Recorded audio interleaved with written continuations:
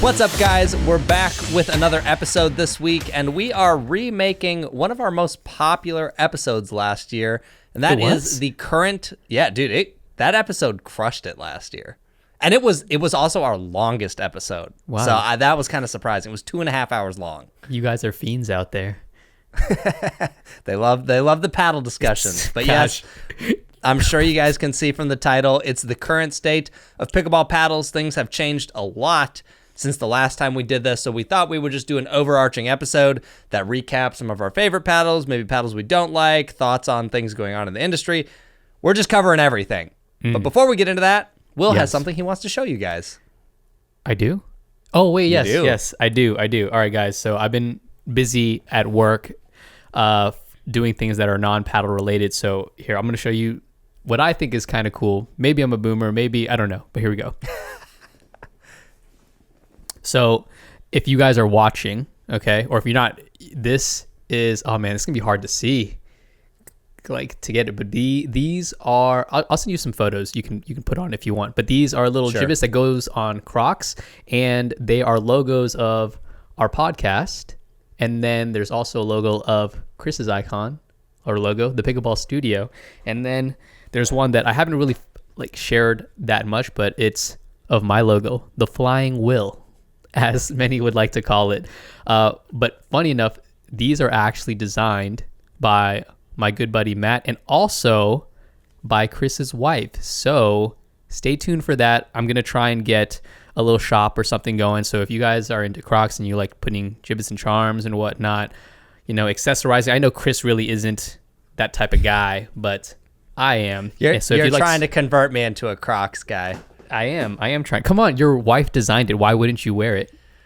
We'll see. Maybe, here's the thing. Maybe it'll be one of those things where once I'm wearing it, I don't think they're bad. But man, Crocs are, dude, I don't know. There's something about them. I can't do them. But I'm open to having my mind changed. But at the moment, I'm like, man, I don't know. See, here's the thing. You guys should be thanking me because I've slowly over this past year have like morphed you, like evolved you, Chris. Okay. He only used to wear black, gray, maybe sometimes a little white, and there's a splash of blue here, but slowly but surely he's been, you know, coming out of his shell, adding more color to his wardrobe. And you guys out there, you guys can thank me because this was not Chris a year ago. He would never, but now look at him now. Look at him now. So proud. Everybody give Chris a round of applause. So much eye candy right here. Just so much eye candy. Yeah, exactly. See, look at these. It first started off with one white hat, and now he's got a blue one. He's got this like red neon orange one. He's wearing the U.S. Open wrinkled delaminated shirt with all the colors on it. You know, shoot. So love funny to see it. That's so funny. Okay, on the topic of Crocs, someone in my Discord said this, and I seriously was at my keyboard and laughed out loud. I don't even remember who said it, but somehow Crocs came up and they said Crocs are the greatest form of birth control, and if I had water in my mouth, I think my computer would have been soaked in water. Oh, that's hilarious. I love it.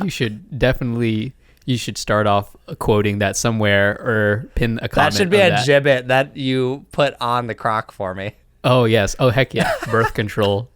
So funny. It made me laugh pretty good. But all right, we are going to hop into this now. And the thing we're going to start with first, guys, are just currently our top 5 favorite paddles. Oh, well, Will, you want to go 5. first? Yeah, I kind of had 6, but it's Ooh. okay. Let's see. Which one do I take out? No. You can say 6. I'll give you a bonus. Yeah, we can give you a bonus. Okay. Yeah, I'll take it.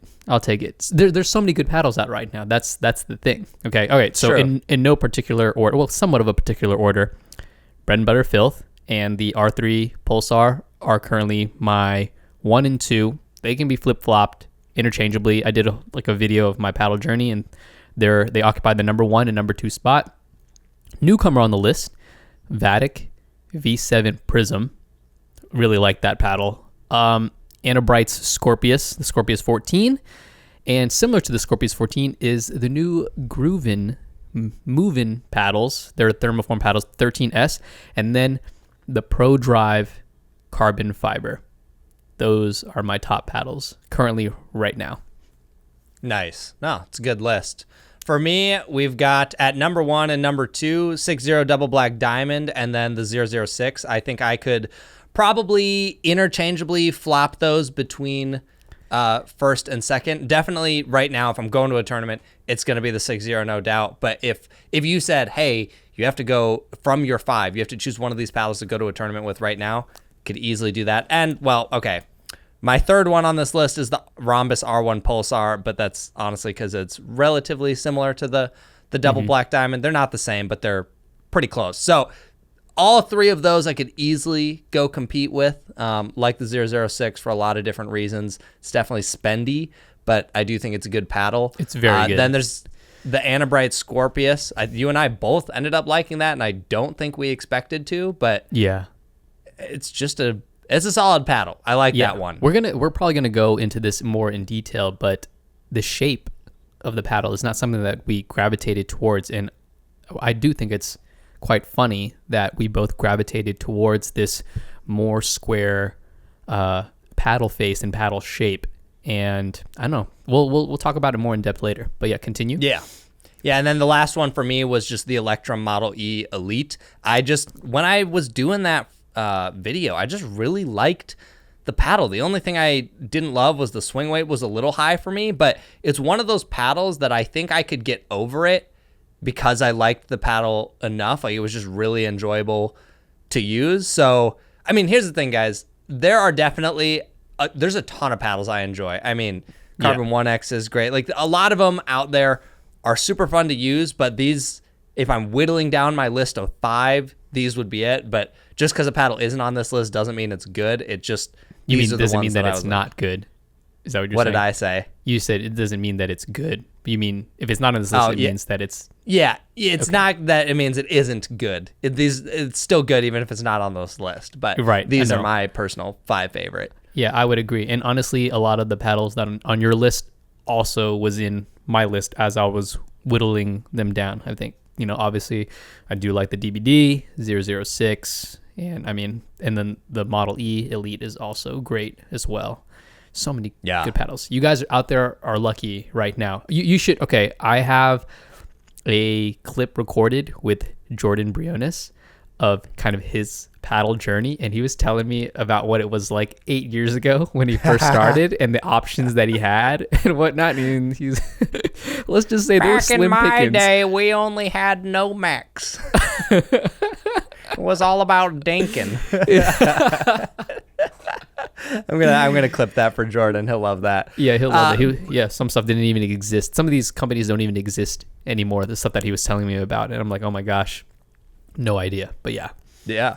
Well, before we move on, let's just talk about the Scorpius a little more, because I think that one both caught you and I off guard. You and I both prefer elongated paddles. I don't think any point in pickleball so far have I thought, wow, I just like the 16x8 version of a paddle more. There are some that I have enjoyed, but almost always the elongated was the preferred. And with the Perseus, neither of us were very pumped about the Perseus, and then the Scorpius, we were both just like, yeah, I like this a lot.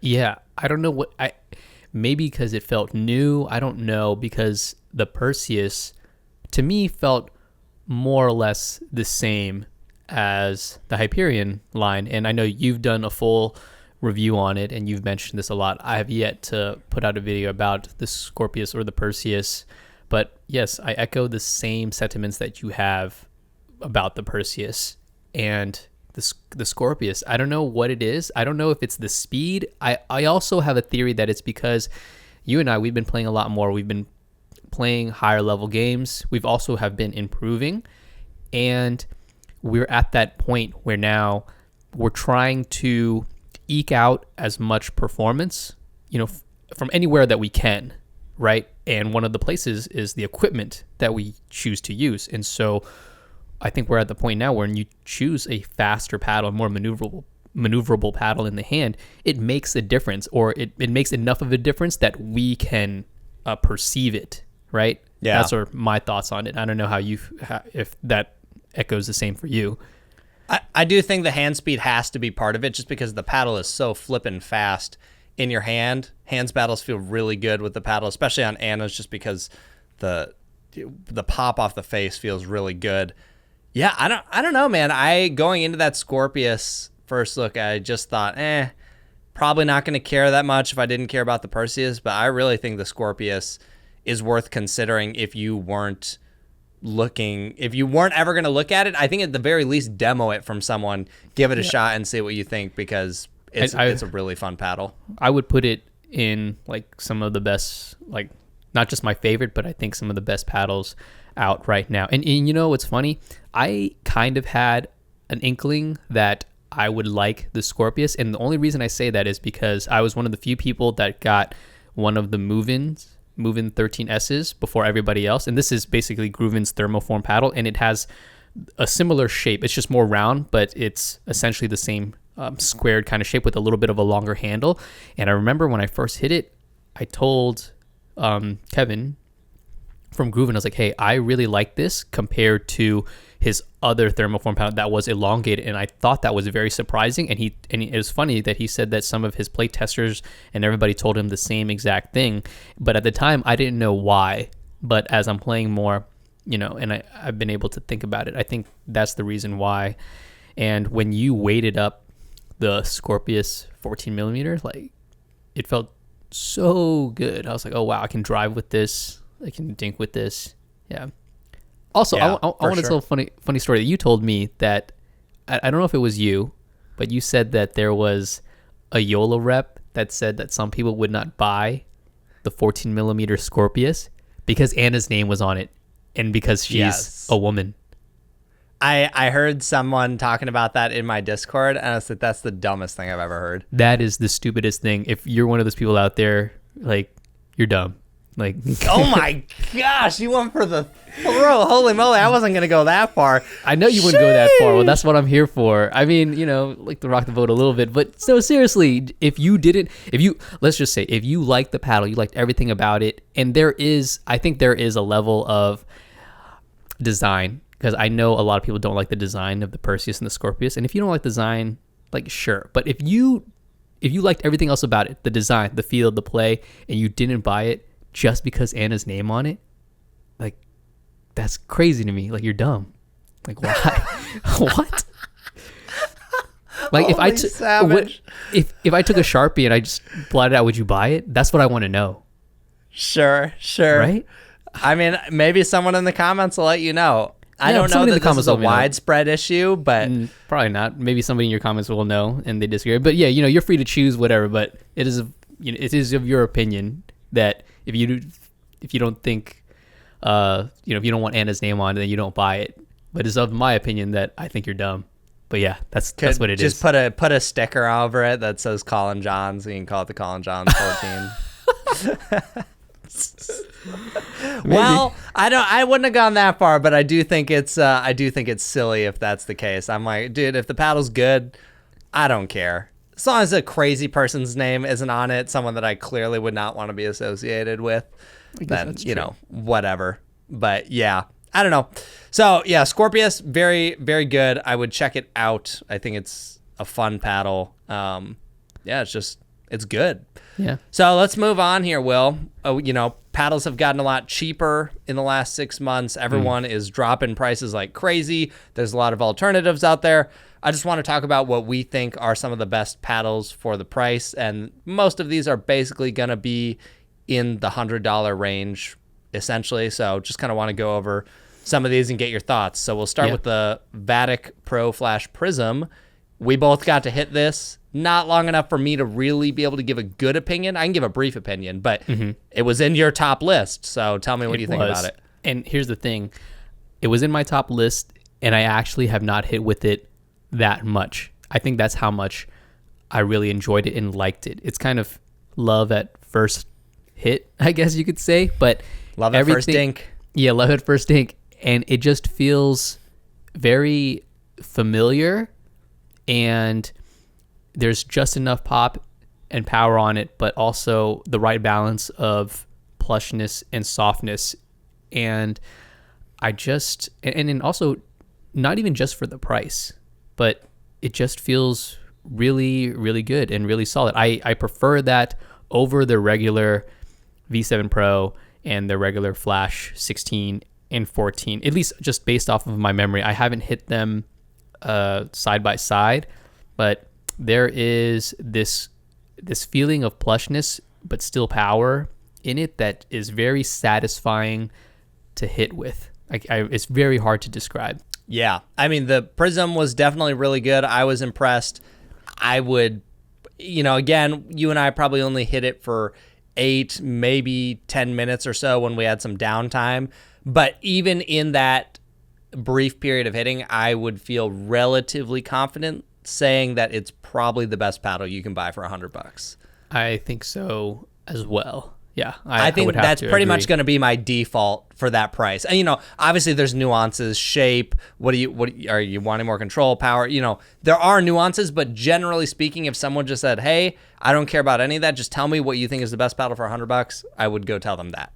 Yeah, I would probably have to agree with you there. If you want something that performs really well and that is cheap, yeah, I would definitely go for one of the Prisms for sure. Yeah. For me, I preferred the Flash over the V7. I thought the V7 was just a little heavy, but it makes sense why you liked it because you like that. Right, exactly. Yeah, out of the two Prisms, I like the regular V7. Yeah, the head heaviness just is right around my wheelhouse. Drives just felt really good. I felt really connected with that paddle. Yeah, no, it's good. Next up on the list, we've talked about this in the past. I still think it's a good paddle, especially if you're wanting different handle lengths or possibly shapes. But you've got the Rhombus R1.16, which also would include the R2.16 and the R3.16. Mm-hmm. The R1 through 3 is just the shape. 16 is the millimeter. It's $120. Code PB Studio brings it to $100, or code Pickleball will if you prefer. If that is more your flavor of tea. Yes. And it's just a good paddle. I think it's a solid option. Goes from $120 to $100. Don't have a lot to say. I've got a full review on it if you want to check it out.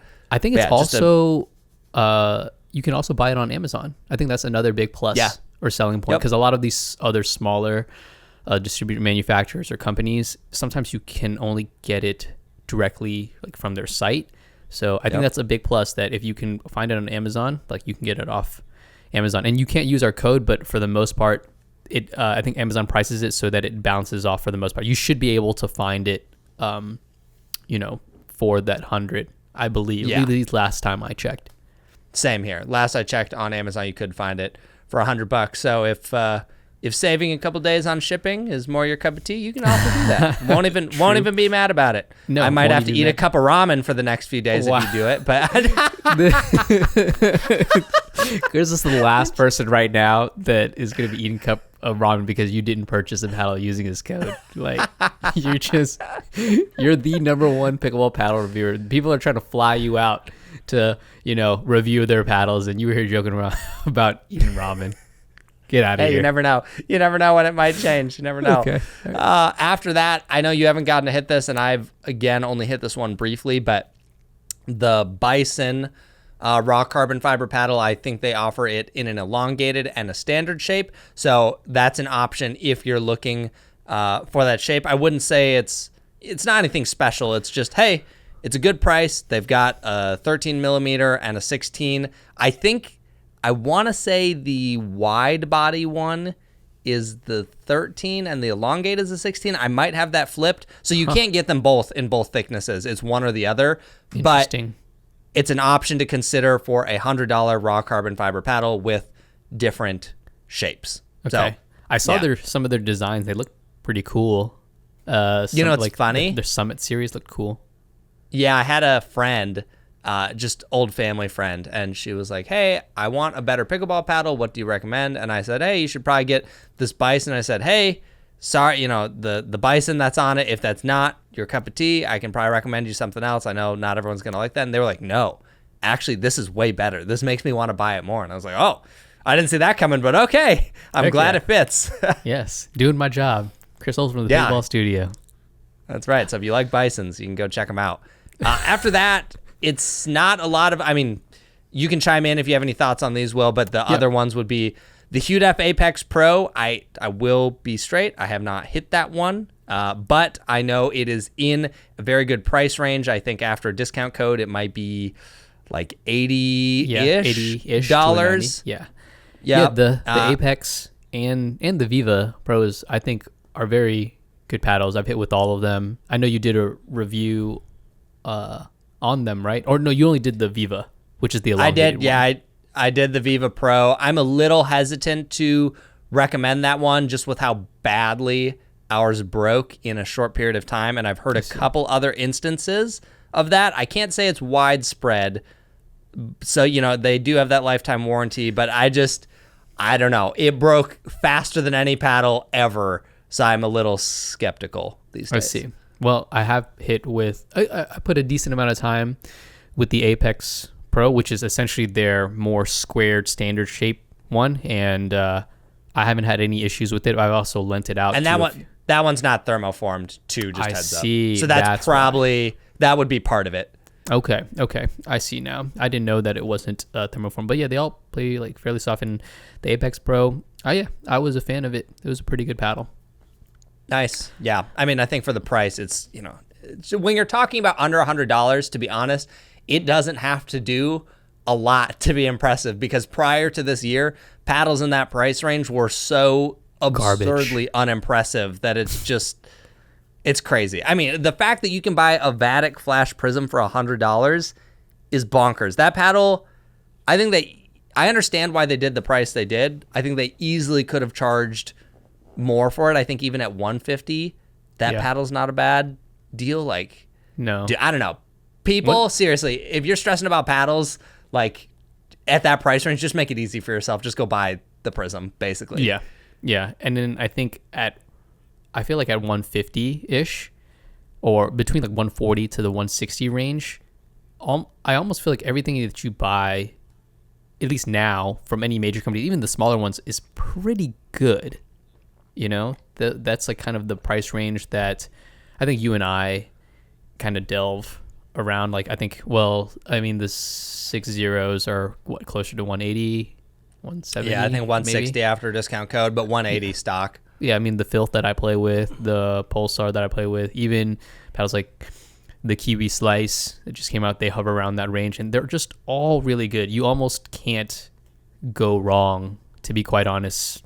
Like, that's how I feel about them. But since we're talking about price, with these paddles going down, we've seen it. It's happened before our eyes. It's a race to the bottom. Yeah, for sure. How do you feel about that? I mean, I don't think it's a bad thing. I'm curious to see how the rest of the market responds, and I think if you're a consumer, it's a fantastic thing. I just wonder if everyone continues this trend. You and I talked a little bit about this on the Briones podcast, but I'm not saying that big companies are 100% justified in charging the price that they do. If you can find a cheaper alternative and you like it, that's awesome. Go for it. But some of these bigger companies do put a lot back into pickleball that some of these smaller companies just can't, because they don't have the profit margins. I think Selkirk and Yola, they both support the tours. Selkirk is pretty good about supporting like youth programs, I believe. Like, they donate a lot of paddles. Like, there's just certain things that I think is harder when you don't have the margin to do it. Now, again, I'm not saying that means a paddle has to be $333. Like, it doesn't have to be that expensive. You can still have plenty of margin at cheaper prices, but I do think when we talk about the larger companies, I don't think everything is just for greed. Like, I do think they're doing things for the sport that some of these other companies just can't do and probably won't do at their price. Right. No, I totally agree with you there. And if the market can support these prices and people are willing to pay, if you come with a good product, then why not? Right. And hopefully that money comes back to us in other ways, in other forms. But I think overall right now, it's getting, in my opinion, pretty healthy for the marketplace, for consumers, also for companies as well, as there's a lot of growth still to be had. We're still in a place of market and price discovery, and these companies and these consumers will continue pushing the envelope. And I think if you have everything from the low end to the middle to the high. Yep. I think that's a good sign to have, a healthy, thriving community. So if anything, yes, as a consumer, you should be happy that some of these prices are going down, but also I think you should also be happy that there are higher ticketed items out there, because that just means that our community is growing, and it's going to be supported for, years and years to come. Yeah, I agree. I think it's good that the consumers have options, especially because, I think it's just good. The more options, the better at the end of the day. And, these cheap paddles are really good. I think when we say cheap, there's frequently a notion in people's minds. It's like, oh, it's not as good. But I mean, that Prism, you could easily compete with some of the $200 paddles. Like price, it's cheap in pickleball price. Doesn't always, cheap in price, not cheap in performance. Right. So it just depends what you're trying to get out of it. But yeah, I think we've got the marketplace in a pretty healthy spot. And you just see, every day, dude, I get a message about some $100 raw carbon fiber paddle. They're all over the place. There's way more than just the ones we mentioned now. Some of them, I think are better than others in terms of at least how they're marketing or how they're supporting the community. But yeah, they're a dime a dozen these days, it feels like. There's so much. That's also kind of a headache for us, but also a good thing for us, since it gives us a job, since it's our job, especially your job, to review paddles as your primary focus. Yes, definitely not a bad thing. Sometimes it's a little overwhelming or hard to choose which ones you got to focus on. And even sometimes you miss a really good one for a little period of time because it's hard to get an accurate assessment of it, Yeah, it's for sure. But anyways, you know what I want to move on to now, Will? Yeah, what's that? I want to talk about, last year I had a rant, and it was about raw carbon fiber paddles and how every single company had one. Yep. Well, you know what? I've got the same rant this year, but now it's thermoforming, baby. Here's the thing, guys. We are now, I think, officially crossing the threshold in the market where thermoforming was this big thing. There weren't very many of them. I would say the ones that did it, what we truly consider like Gen 2, Yola was doing thermoforming prior so was to Selkirk, essentially. Yeah, so was Selkirk. Like they were utilizing a similar method. Now, from what I understand talking to some people, there is a difference in the style that Yola was doing with the first one and how some of these newer ones are doing. I don't understand it enough yet to confidently explain it, but it sounds like perhaps there are more layers wrapped around the paddle and the way that the heat is applied is different, so that it is slightly different. It's a similar concept, but slightly different end result, my understanding. But anyways, I think the ones we typically think of in terms of these ones that have hit really hard have been Legacy, Carbon, Vatic, and 6-0, at least the first initial wave. Okay? Now, I'm not even going to name all the companies, but everyone is trying to get a thermoformed paddle just like the raw carbon paddles. Yeah, everybody has one now. Let me see. I have some here next to me. Hold on. All right, go for it. All right, this is the move-in, like I was talking about before, Grooven's thermoform paddles. And then also this came in the mail. This is Volaire's thermoform. What do they call it? Dude, I'm totally going to have to blur that out. I bet that totally just showed your address. Oh, really? Yeah, I'm definitely going to have Isaac blur that. All right, have Isaac blur it. Let me pull it out. Dude, live unboxing. If you're listening to the audio, I'm sorry, but video may be entertaining. Wait, is this the Forza? Wait. Oh, it is. Oh, it actually looks quite good. The ice blue handle and the gradient on the layer. It's pretty nice. Have to go take this one out. You hear that grit? You're like ASMR, baby. ASMR. I don't know if I have the right mics for that, but yeah, everybody's doing it. Yep. They're just all over the place. You could, and it's not a bad thing. You know what? More options, the better. But what I want people to understand is that a lot of the paddles that are coming out now, they're definitely just using a template that other companies have established, or maybe they're even doing it in their own mold. Grooven certainly has their own molds and shapes that not many other people are using. But the thing that I want people to understand is there's probably not going to be a huge difference between these thermoformed paddles at this point. You might prefer it because of the shape, the handle, maybe a design or something, but it's not like we're going from what I've been calling a Gen 1 raw carbon fiber to a Gen 2. It's not that big of a leap. So sometimes people will ask me, hey, is X thermoformed paddle way better than Y thermoformed paddle? And it's like, well, not really. It's kind of like if you compare a carbon 1X to a 6.0, it's like they're generally very similar, but maybe the shape or the swing weight matters one way for you, and that's what's going to make it better. But they're both awesome paddles, and I think we're just going to see that for the next 4 months, I bet, where everyone has one. Yeah, I totally agree. So, I probably will slow down a little bit on some of these thermoformed paddles, guys, because at some point it's just going to be me saying a lot of the same thing, and I just don't want to repeat myself. You should actually just take one of your old reviews and just carbon copy, like paste it and reread it again for another paddle and see if anybody notices. That would be kind of funny to see. Yeah. I mean, now people will be on the lookout because we said it, but if I had that idea prior, that would have been kind of funny. That would be actually... No, I would... You should still do it. Not everybody listens to this pod. Maybe in like 5 months from now, we'll give it a shot and see if anyone catches it. Shoot, I don't even know if I'd catch it. Maybe I would. I don't know. I mean, here's the thing. If you waited long enough between reviews, I could see it. I think there would be people who they wouldn't notice if you waited long enough. Okay. Fair enough. Yes. Okay. Next topic. What's up next? I don't know if you have anything you want to add to this, but I just kind of want to talk about paddles that in my eyes have kind of flopped this year. Now, one of them I'm going to give a little bit of credit to because I haven't actually hit it, so I don't want to judge it too harshly. I'm making a pretty big assumption.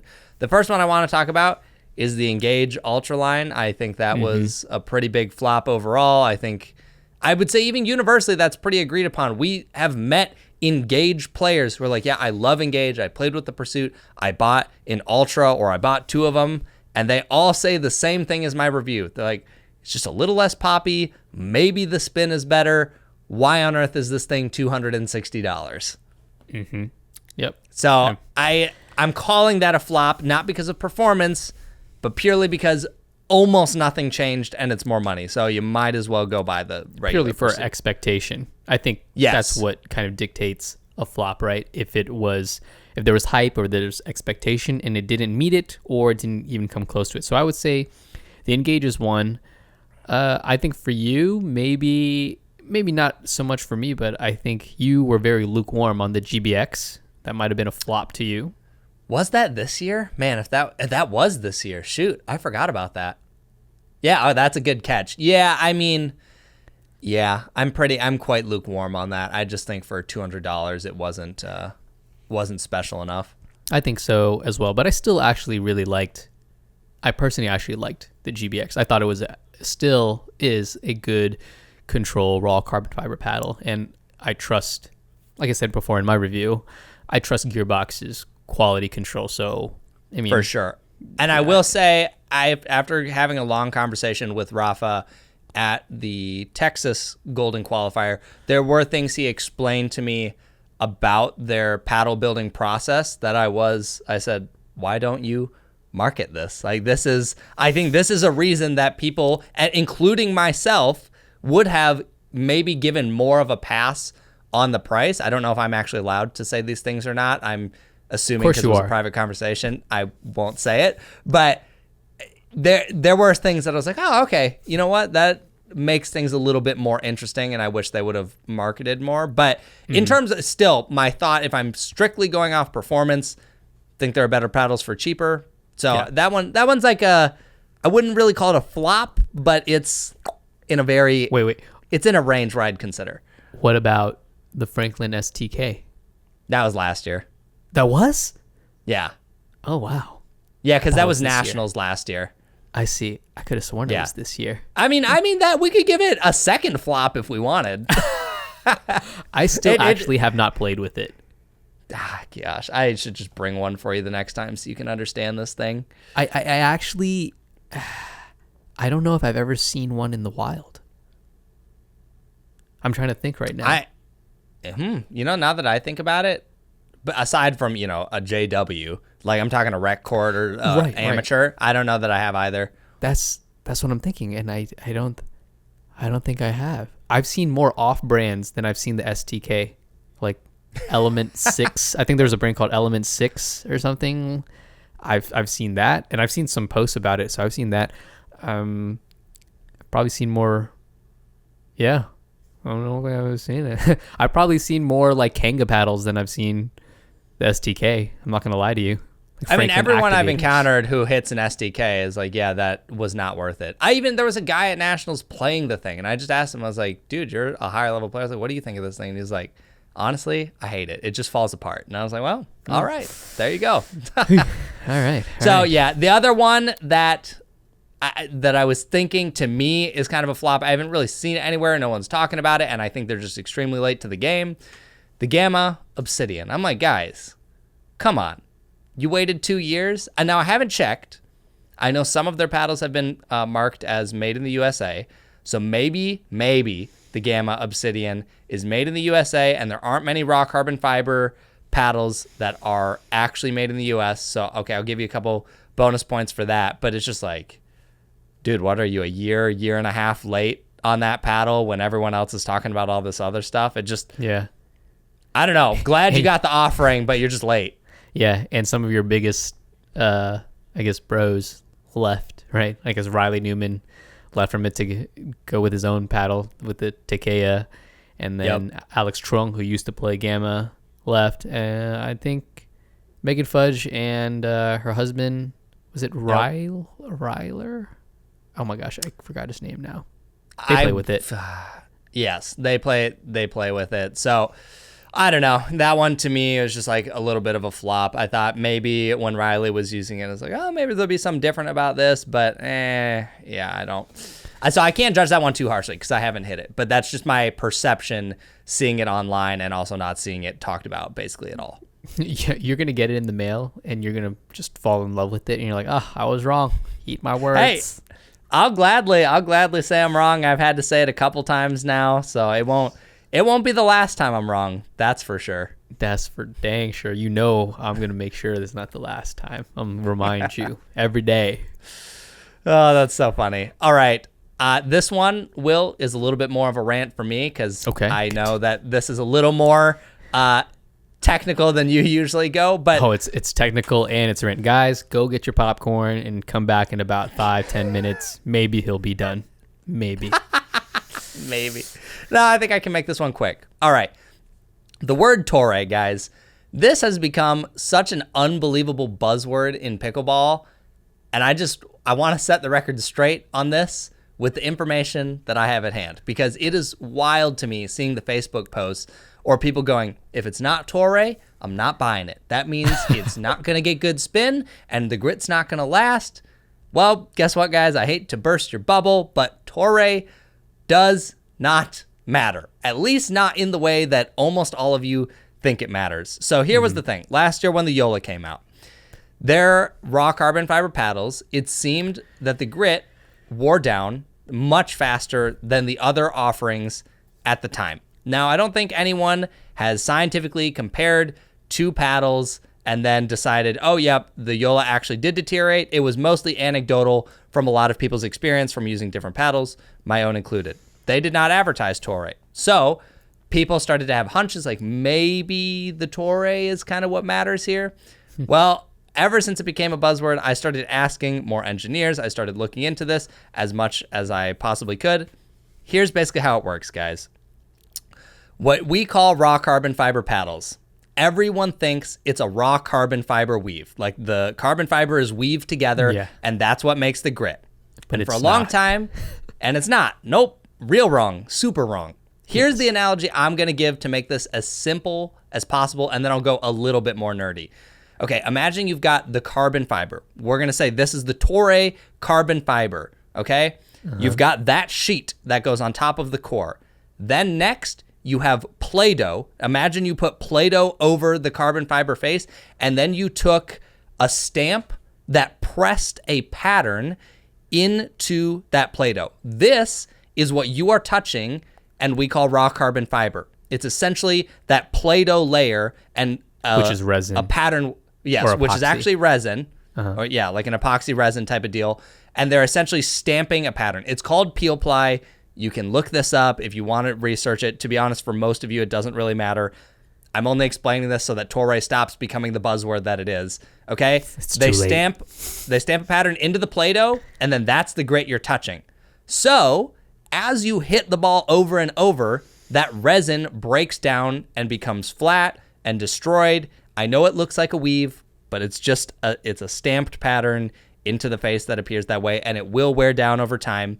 My understanding is that you can have harder or softer resins, and some of those harder ones will last longer than another. No one is advertising anything about resin strength, so like we're not even going to go down that path. But my understanding talking to people is that that could impact durability of that grit. So all of that to say, guys, Toray doesn't matter. I've seen people say, I'm not buying it if it's not Toray, or this company doesn't advertise Toray, so it's probably some off-brand carbon fiber that's not good.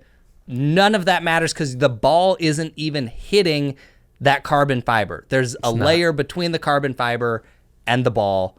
It is resin. It is a stamped pattern. Let's please stop letting Toray be the buzzword that it is. I even started noticing companies start using Toray just as this, like, I don't know. It just became way more of a thing than it was a year ago. No one cared about that word until everyone thought it had to do with quality of grit, but it doesn't. Yeah, but here's the thing. Grit is not even the main factor when it comes to spin. I'm sure it has a role to play, and we've talked about this, how we feel that sometimes it's a combination of things, of the core, the amount of carbon fiber layers, and a little bit of the grit and the texture. But really, when you guys think about it, it's really the friction coefficient of the surface material and grabbing a larger surface area of the ball. So if you have a surface that is more malleable, where the ball can kind of sink in more, or you can hit harder where the ball kind of compresses a bit and it hits more of the surface area, that will help you impart spin. Now, whether you have a really quote unquote gritty surface, whether that catches the ball more than a more fine surface is, to be, I guess, still to be explored, because you can have a finer grit, and if it compresses the ball enough, if you hit it hard enough, you could theoretically get more surface area on the ball, and that can help you impart more spin, right? And, no one's able to really perform these tests or really to go one way or another to let us definitively know what works better or what doesn't. But I think most people just feel, the grit, like, oh, it gets good spin, right? And yeah, that's not always the case. Which is not even a good indicator of spin anymore. I mean, yeah, we've just seen that time and time again. I think a lot of times it can be a decent indicator, but there are paddles, and as to not pick on them and bully them unnecessarily, I won't name them, but there are paddles where it feels gritty to the touch and then it just gets really bad spin. So it's just, yeah, it's not I think a lot of times it can be a decent indicator, but there are times where that doesn't apply. So yeah, I just wanted to clear that up, guys, because I see it all over the place. I understand it's a complicated topic. I've tried to dive into the weeds as much as possible, but that's probably the simplest way to explain it. And actually, I have had a couple paddles that we've disassembled now, and we got, essentially the peel ply layer off of the carbon fiber, and the carbon fiber is very smooth once that peel ply layer is off of it. You can probably even find some YouTube videos on peel ply, and you can kind of see how it leaves that rough texture after you pull it off of the face. So yeah. All right. Thought everyone should know. Cool. Well, thanks for educating everybody. So, I mean, people are still going to just use it incorrectly, but it's all good. Now it's off your chest. Now it's on them. It's off my chest. I've that's my soapbox for You've been the podcast. holding that in. I can tell you've been holding that in for such a long time. Oh, I just want to strangle people. I can see it in your face. All right. So Well, funny. let's talk about what people are not doing, or poorly. Let's talk about what companies right now are doing well. So Yes. most of them have stopped with the cheap handles. Another pet Yes. peeve of Chris. If you want to piss Chris off, just make a handle where you can feel the honeycomb inside so you don't cover it up. Number one way, best way to piss off Chris.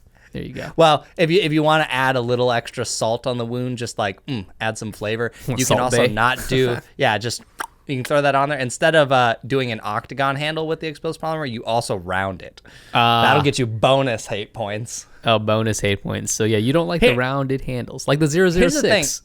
I can actually, like the 006, I don't understand. I just cannot figure out why they're not consistent. And here's the thing.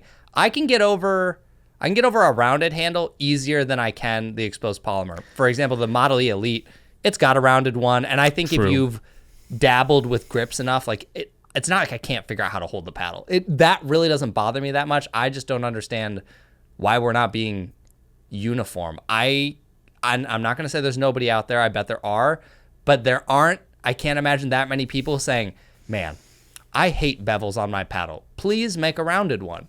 So in that case, all the other sports, tennis, anything else that has a beveled grip, why wouldn't we just mimic that? It just makes sense to me. If a small demographic doesn't care about the rounded one, why are we even making that? So I don't know why Selkirk keeps changing it. Like their Amped and Vanguard line, rounded. Halo and Power Air and 002, their Octagon, like just pick one, please. It's like stop switching it. Anyways, I can get over the rounded one, whatever. But last year that was one of the things I complained about and said, hey, companies, they got to stop doing this. And honestly, most of the paddles that come into my office these days, they're all fine. There's very few, the Engage was an exception, but most of them, all pretty solid bill handles. So almost a year ago, good improvement, guys. Good job. Get a pat on the back from Chris. Woo. Yes. Good pat on the back. Is there anything else you've noticed that companies have been doing particularly well in your eye? I think the branding has gotten, and the marketing has gotten a lot better. Sure. I mean, before it was almost, aside from the big companies, it was non-existent, right? Or it was just really bad. But now it's becoming more sophisticated, and I think some companies are now, they know their audience, and they're kind of, leaning into their niches a bit, right? I think a good example of this is, I got to give a shout out to Bread and Butter and Doug. Obviously, like I've worked with them in the past, so obviously I'm a little biased, right? Because I also like Doug, but I think their branding is solid. They know who they're aiming for, and it just resonates with me, and it's consistent. People are now using consistent photography of fonts, colors, tones, voice, and all the things that go around branding, and that's kind of great to see, because as the market and these companies start elevating their image, right, people outside of pickleball, other companies, other sponsors will then start to take us more seriously, and that can only be good for the sport and for us, in my opinion. I agree. Now, if only pickleball tournaments and pickleball brackets could stop sucking and learn how to make a website. Oh gosh! So I know this is a up. paddle episode, but seriously, I signed up for pickleball brackets when we signed for the Kansas City tournament, and you're right. It's not any better. It's, I would say, on par. It feels maybe worse because it's unfamiliar. Yes, but I'm sure people get used to it, just like people have gotten used to pickleball tournaments. But I will say there are things one of the things, this is probably the only thing I can think of. I believe the checkout page was easier to navigate. That was nice. I enjoyed that. When you're signing up, it will show you all of the brackets that I think you're eligible to play in terms of age and skill. And it has, if it's full, it has a lock icon. Like we just tried to sign up for Seattle. So I don't know if I'm actually going to be there. But yeah, it just kind of like there's little better indicators that make it slightly less confusing, but there are still a bunch of things I'm like, I don't love that. I don't know. Right. For example, when you're looking through the events, there's just this massive long list of events, and it's all the ages, all the divisions. Here's how I think they should do it. I'll mail you an invoice if you use this idea. Please use this idea. Do a drop-down list. Okay, yes. Here's 3-0. You expand that, you can see all of the age brackets in order, because another thing that annoyed me was the ages weren't in order. It was maybe everything was in order until you got to the 8 to 30 range or whatever the heck the age range was. For some reason, that's at the very bottom of the list. And I was like, why? This should be at the top. First. It's the youngest bracket. Right. So, yeah, I don't know. There are some things it does better, but it could still for sure use improving. Yeah, it should definitely be a drop down, so you can only see, basically you should just see your division, or it should start off men's singles, women's doubles, men's doubles, mixed, and then from those categories, there should just be multiple drop downs to say, oh, okay, age, and then it should be level, and then you can go from there, and I almost feel like the page would be a lot cleaner, but you know. Yeah, don't make me scroll like a football field worth of scrolling on my iPhone. Yeah. Just to find it. Yes. Also, fun thing. I know in one of our previous pods, we were talking about you and I playing mixed and we're meet each other on the opposite brackets. Well, I signed up for a Kansas City mixed and we won't be in the same, because we're not in the same age division, because we can't sign up for 90 plus because both Katie and I are 35 plus. So they automatically... Can you override both play down. Yeah, you can both play down. Are you sure? I didn't know because unless Pickleball Brackets has something weird, you can always play down in age, but you can't play up. Here's the thing. I didn't see a place to override that, so maybe I'll email them and look into it. Maybe there was a chance that the 19 plus was full. That could be that. I don't know for sure, but that's an option. But yeah, I mean... You should figure out if you can drop down. Otherwise, I'm going to have to say you were too scared to play me. What the... this chicken. He's a chicken. You see this, guys? He's using the age. He tried to tell you guys you can't play down in age. Wrong. Okay. All right. Don't worry about it. I'll figure it out. Will be back on the next episode. He'll let you know if he was able to move down or not. Yeah, I'll let you guys know. Anyways. Yes. Anyways, back to the main topic. Okay. Yeah, I mean, I don't have too much else I want to say on companies that are doing well. I think there are other things, but nothing that's at least outside of the handles and marketing. Okay, let me rephrase that. One thing I'll take back, I don't think we see loose edge guards as much. I'm not saying it doesn't exist, but relative to a year and a half ago, 2 years ago, I think it's way better. There are still some paddles that happens to, and we'll get to that towards the end of this podcast. But yeah, it's certainly gotten better than it used to be. I don't feel like I see it as often. Yeah. All right. Well, let's talk about what companies are doing poorly still. So, you know what? I just realized I thought we were way further from this section. That's so funny. So I was like, oh, we're still 20, 30 minutes. Well, okay, that's really long. Maybe 10, 15 minutes from this section, but I guess I can literally just dive right into it. Yeah, you can dive right into it. So the first thing people are doing poorly. All right. Delamination. Is this still a thing, Chris? It's for sure still a thing. It's not gone. Okay, there's it's such a confusing thing because everyone is promising they have a fix or they're working on it, and I believe people are working on it. Companies don't want this issue. It's a massive headache. It's warranties. It's possible loss in sales because if people are afraid of your paddle delaminating, they're not going to want to buy it. No one wants this. Every single person in the sport wants this gone, but it's not gone yet. It's still a little bit of an issue. Some companies seem to have found a fix. I'm pretty confident so far that the YOLO's not going to have it. I'd wager the 006 isn't going to have it. I can't say that for sure. Yeah, but Ronbus hasn't had any. Yep. I'd like to think these bigger companies, minus Ronbus, they're smaller, waited this storm out to see where things would go and hopefully had a fix of their own. That's my hunch. I can't say it's 100% right. If it changes, you guys know I'll be the first to tell you that that's not the case, but that's my hunch. Yeah, but it's not ever going to completely go away. There will be, minor incidents here and there because you can't have 100%, perfection in these paddles from the manufacturing. There's gonna something's gonna be defective somewhere along the way. But for it to be enough of a problem for the community, I mean, we gotta wait and see. But I'm pretty confident. I mean, which companies are doing it bad right now? You said what are companies doing poorly, right? So are there companies? Well, the only one that two that come to mind right now for sure. There's other companies where it's just I don't have a big enough sample size.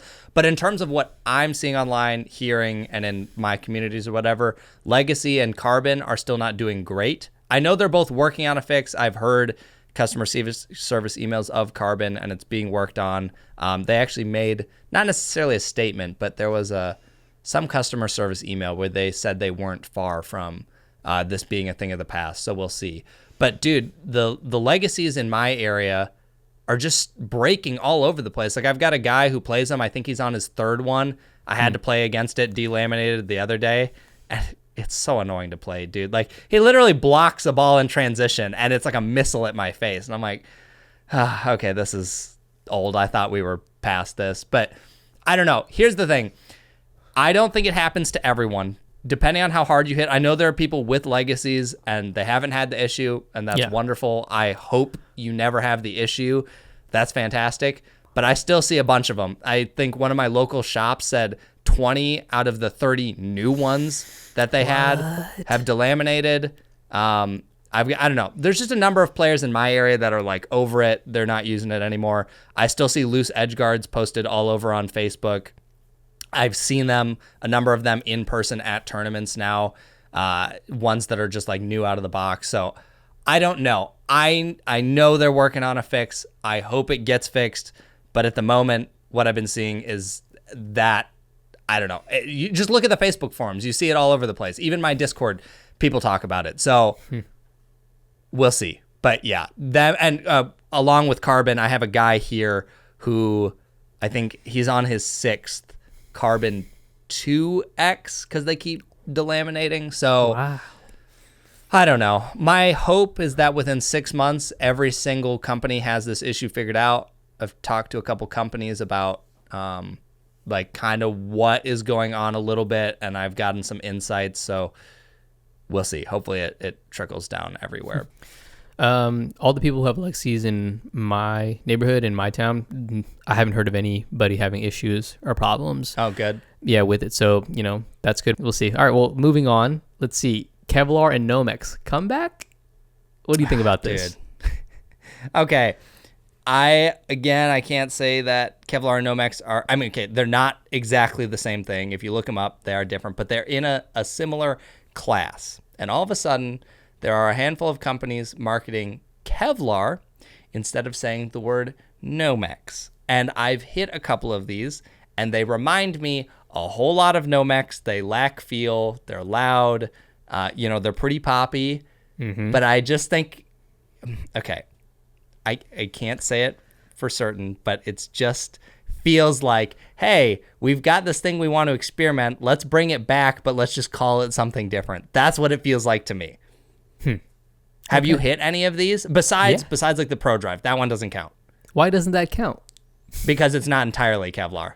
Okay, well, I actually have hit. Let's see. I know you didn't say the Pro Drive, even the new carbon fiber one, but they did have a new paddle called the Pro Drive Ghost. Okay, and I have that, and I hit with that, and yes, that thing is a rocket. I think that to me right now, I need to hit it side by side with some of the others, but that to me right now is the most powerful paddle on the market.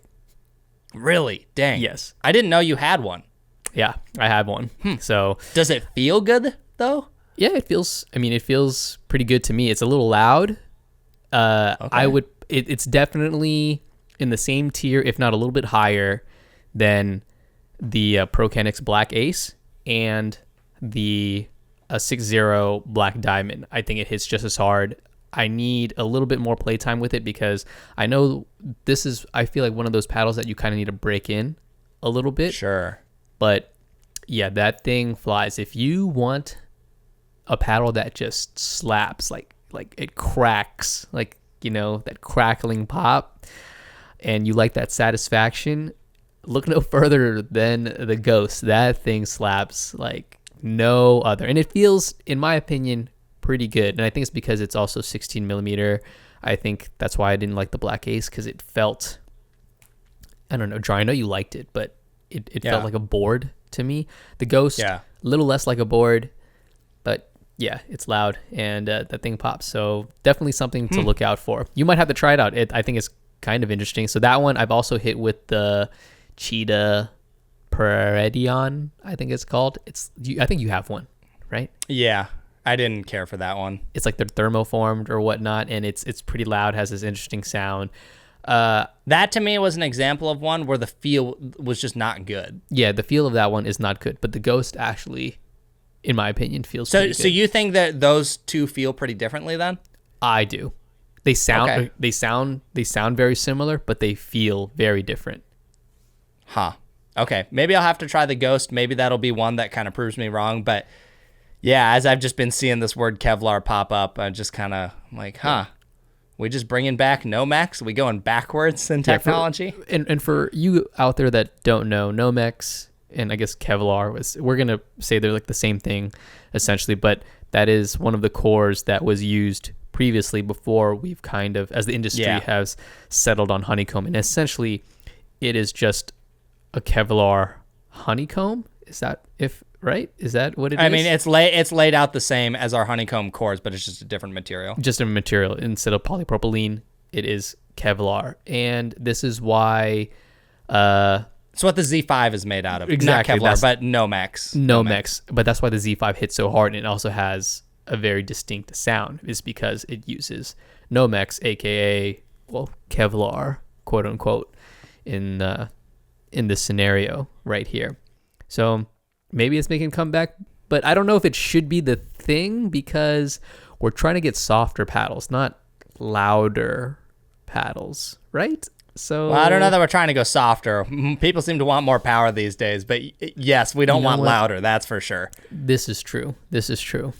Well, the only thing that when I look up the difference between Kevlar and nomex, granted this is relatively brief searching, was mostly that nomex is better at withstanding higher heat than Kevlar. That was the main thing. And I'm like, okay, well, I'm not putting this thing in an oven when I go play with it. So unless you go to Texas. True. That is like an oven. Jeez. But yeah, I don't know. I just Kevlar and nomex. We'll see. I'll gladly be proven wrong again, and I'm sure someone will chime in the comments and probably tell me why I'm wrong about that. Please do. And open invitation for companies. Please, if you guys hear me say something wrong, I am completely open to being corrected. Like I can't say I'm right all the time, and if I do say something wrong, please correct me. Like I want to give the best information I can, and if you can truly tell me that there's a big difference between nomex and Kevlar and why Kevlar is superior to nomex, I will gladly listen to you. Like email me, DM me. Actually, don't DM me because it's hard to keep up with those these days. Email me and tell me I'm wrong, please. I'm happy to hear it. It's like a Rafael and Henrik right now at their keyboards right now, just like, they've been waiting for this invitation. They have an email already drafted up, in 5 different ways, put through ChatGPT. Okay. They're like, make this snarky, but still respectable. Like he won't close the email. That's pretty funny.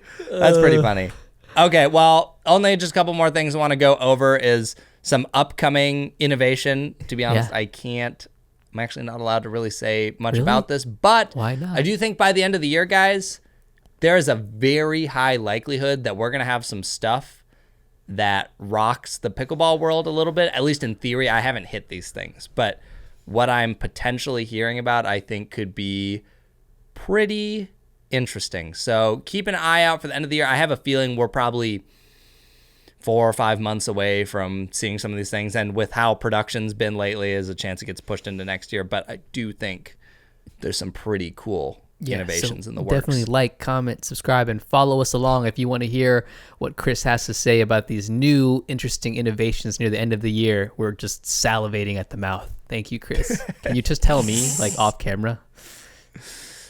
Maybe. We'll see. You didn't invite me. It was the last podcast we talked about how you didn't invite me to the Italy, and you said maybe maybe next time. So maybe next time I'll tell you what the innovation is. Okay. All right. Fair enough. All right. Fair.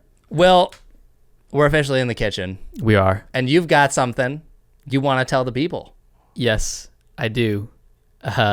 So some of you guys may have noticed, or maybe not, because I don't have that many subs and followers anyways, but I have been very busy. I haven't been able to put out nearly as much content as I would like. Hopefully that's going to change soon, but things that I've been up to, obviously I work for Zane right now, editing some of the videos on his YouTube channel, helping him grow his channel instead of mine, unfortunately.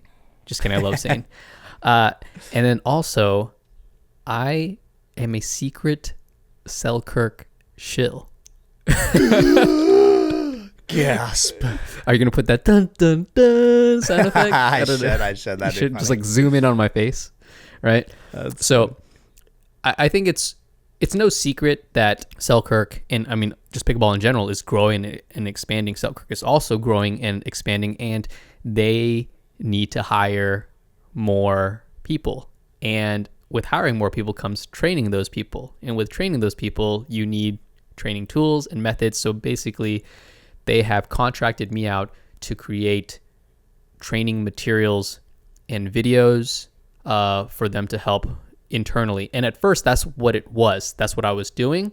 But they liked my videos so much that they are now going to have some of those videos outward facing.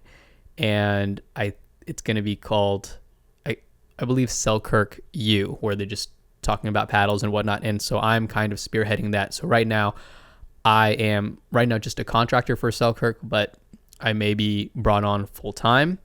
What does this mean for me and my channel? It doesn't really change too much, at least in my eyes, in perspective. I'm still going to do paddle reviews. I'm not locked in. I don't have to say only nice things about Selkirk, or I can't look at other paddles. In fact, the reason they brought me on was because I have extensive knowledge playing and hitting with other paddles, and that's what I'm going to be doing. So if you see my face on their website, the Selkirk website soon, or on their YouTube channel or something like that, don't be surprised.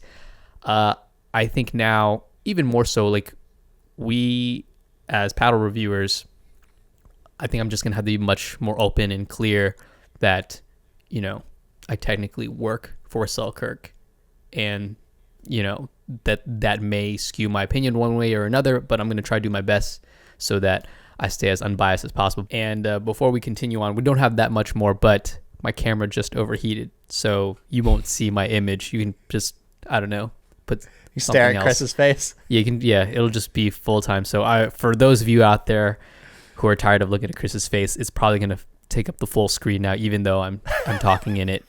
Maybe you can Photoshop my head somewhere in there. But anyways, that poor ZV1. That poor ZV1. Right, exactly. So yeah, that is kind of what has been eating up a lot of my time right now, is essentially making content for other people.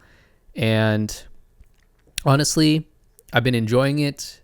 It's kind of cool to see things from the other side. Maybe now I'll finally get some paddles before Chris does.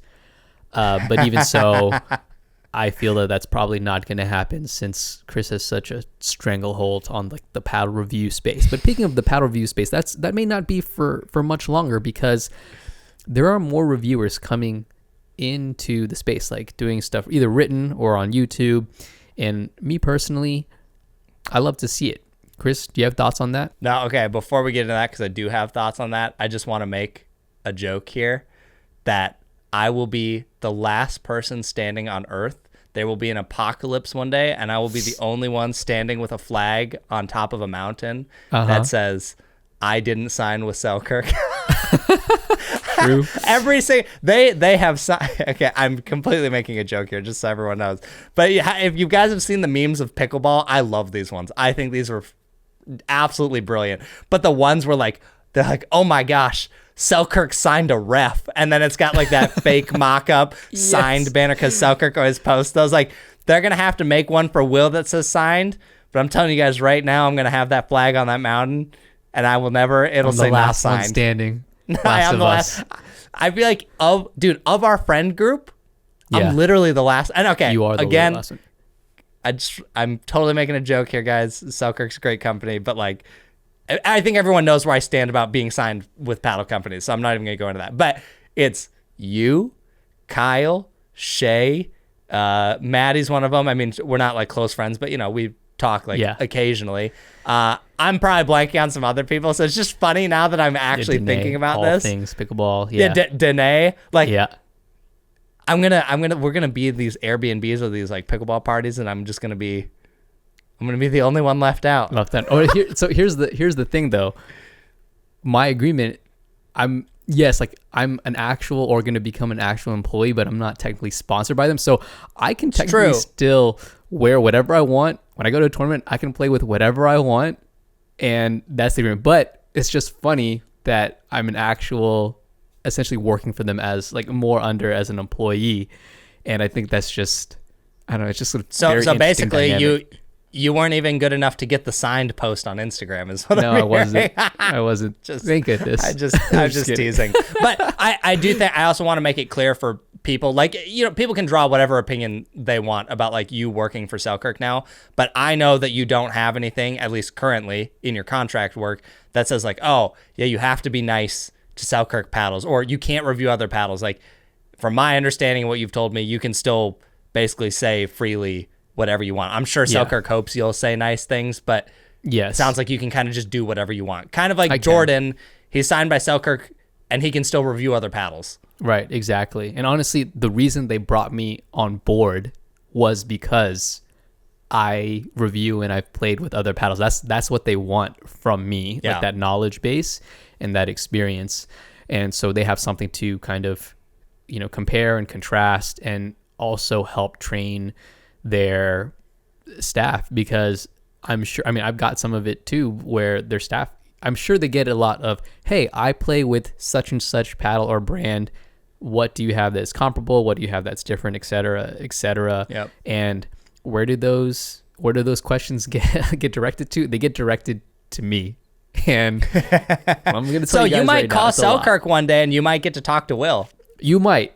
I do take some of those calls. So if you do call Not Selkirk, all of them, just some. Not all of them, just some. You might get me on the line. No one has realized it's me yet, so that's how I know. When someone realizes, well, now you've listened to this pod, but when someone realizes it's me and they haven't listened to the pod, that's when I know I've made it. Yeah.